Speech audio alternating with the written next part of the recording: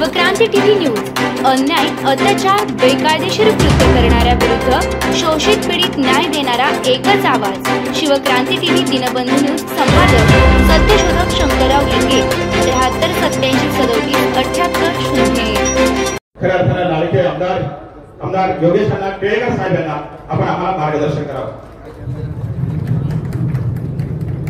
बोलो छत्रपती शिवाजी महाराज की जय। जय भवानी। धर्मवीर छत्रपती संभाजी महाराज की संत शिरोमणी सावता महाराज की। आज आपल्या श्री क्षेत्र आनंदमध्ये सावता महाराजांच्या 729व्या संजीवनी समाधी सोहळ्याच्या निमित्तानं तमाम महाराष्ट्रातल्या भाविक भक्तांसाठी भक्त दिवसाचं भूमिपूजन आणि समस्त सावता भक्तांचा मेळावा या निमित्तानं ज्यांच्या शुभ हस्ते या कार्यक्रमाचं भूमिपूजन होत आहे असे राज्याचे लाडके उपमुख्यमंत्री ज्यांनी या राज्याला गतिमान आणि नियोजनबद्ध विकास देण्याचं स्वप्न पाहिलं असे आदरणीय देवेंद्र फडणवीस साहेब यांचं जोरदार टाळ्या वाजवून या नगरीमध्ये आपण सर्वांनी स्वागत करायचं। या राज्याचे ज्येष्ठ मंत्री आदरणीय आपल्या सर्वांचे नेते आदरणीय छगनजी भुजबळ साहेब ज्यांनी या आनंदला विकसित करण्याचं स्वप्न प्रत्यक्षामध्ये उतरवण्यासाठी जिद्द बांधलेली आहे असे आपल्या सर्वांचे राज्याचे मंत्री आदरणीय अतुल सावे साहेब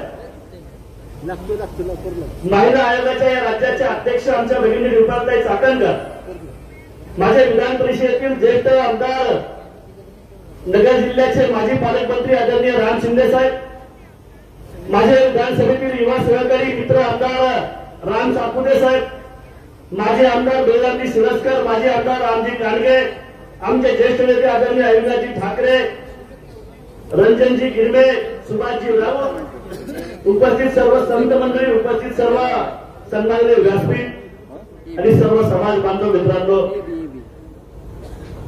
मी आपल्या सर्वांच्या वतीनं अतुल सावे साहेब यांचं मनापासून आभार मानतो आपल्या सर्वांच्या वतीनं धन्यवाद व्यक्त करतो की 750 वर्षानंतर या आरणला ज्या माळी समाजाचे शक्तीस्थळ आपण सर्वजण मानतो त्या आरणाचा विकास करण्याचं स्वप्न अतुल सावे साहेबांनी या वसेकर परिवार आणि माळे परिवाराच्या वतीनं साकार करण्याचा प्रयत्न केला त्यासाठी सावे साहेबांचं आपण जोरदार टाळ्या वाजवून अभिनंदन करूया। यादी बोलणार आहे परंतु आदरणीय देवेंद्र फडणवीस साहेबांना मी सांगू इच्छितो की ज्या श्री क्षेत्र आरणमध्ये आपण या ठिकाणी हा कार्यक्रम करतो ज्या सावता महाराजांनी या देशाला एक आधुनिकतेचा संत म्हणून ज्याची ओळख आहे त्याचा उल्लेख आता रुपाताईंनी केला की हजारो वर्षांची आमची वारीची परंपरा असताना हजारो लाखो भाविक पंढरीच्या वारीला याच रस्त्यावर जायचे परंतु संत शिरोमणी सावता महाराज यांनी ठरवलं होतं की माझ्या कामामध्ये परमेश्वर आहे कांदा मुळा भाजी अवघी विठाई माझी माझं काम हे जिद्दी आणि प्रामाणिकपणाने करायचं तेच माझा पांडुरंग आहे हा मानणारा आधुनिक संत सावता महाराजांच्या रूपाने या देशाला जगाने पाहिलं याचा आपल्या सर्वांना अभिमान आहे आणि मग त्याच पद्धतीनं प्रामाणिकपणे एक आपल्याला समाज आहे ज्या पद्धतीनं साक्षात पांडुरंगाला आपल्या हृदयामध्ये स्थान दिलेलं आहे ज्याच्यावरती प्रेम केलं त्या त्याच्यावरती प्रामाणिकपणे इष्टेने प्रेम करतो आणि आज आपल्या रूपाला या भक्त दिवसाचं भूमिपूजन होत आहे तमाम महाराष्ट्रातला माळी समाज आज तुम्हाला या रुपयामध्ये स्थान देणार आहे आणि आयुष्यभर ते स्थान जपण्याचं वचन आजच्या निमित्तानं तमाम माळी समाज या ठिकाणी करणार आहे।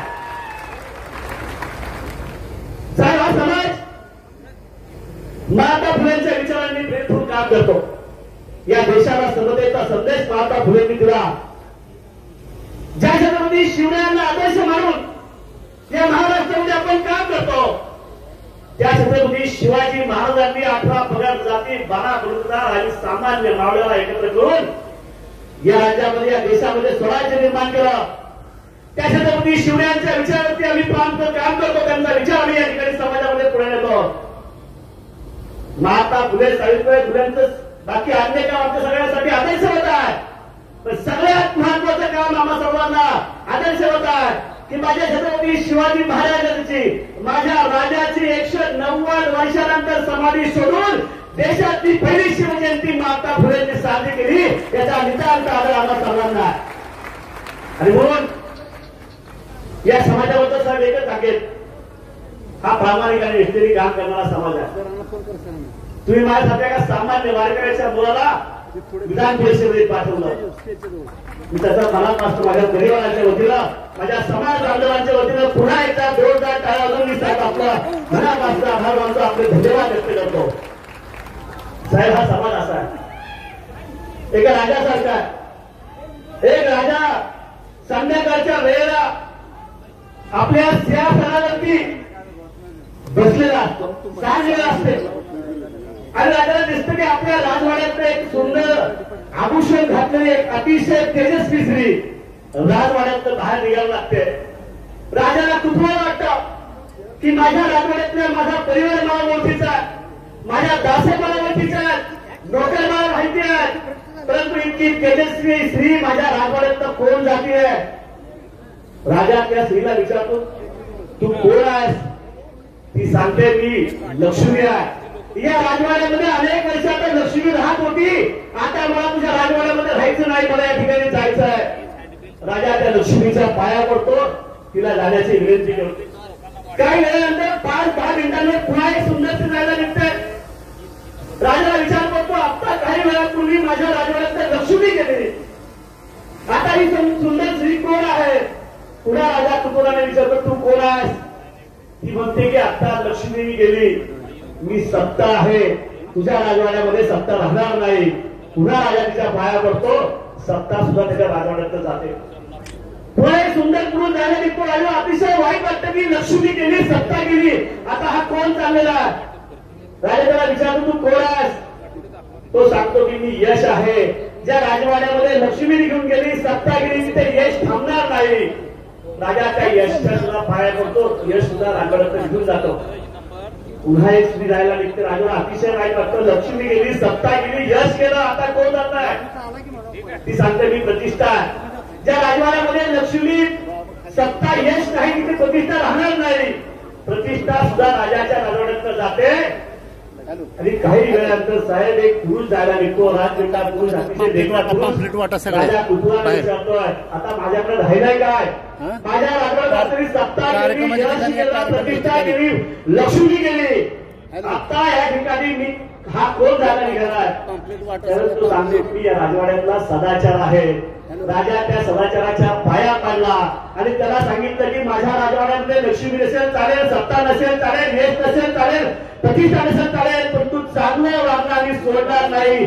त्या सदाचाराला राजाने पुन्हा घरामध्ये बसवलं आणि गेलेली लक्ष्मी, गेलेली प्रतिष्ठा, गेलेली यश आणि गेलेली सत्ता पुन्हा राजवाड्यामध्ये आली. असा हा माळी समाज आहे, कायम सदाचाराने वागणारा, कायम समाजाची नम्रपणे वागणारा, जिद्दीने आणि प्रामाणिकपणे समाजामध्ये काम करणारा समाज आहे. आपण या ठिकाणी आलात, मी मनापासून आपल्या सर्वांच्या वतीनं आपला आभार मानतो, धन्यवाद व्यक्त करतो. धन्यवाद. जय हिंद, जय महाराष्ट्र.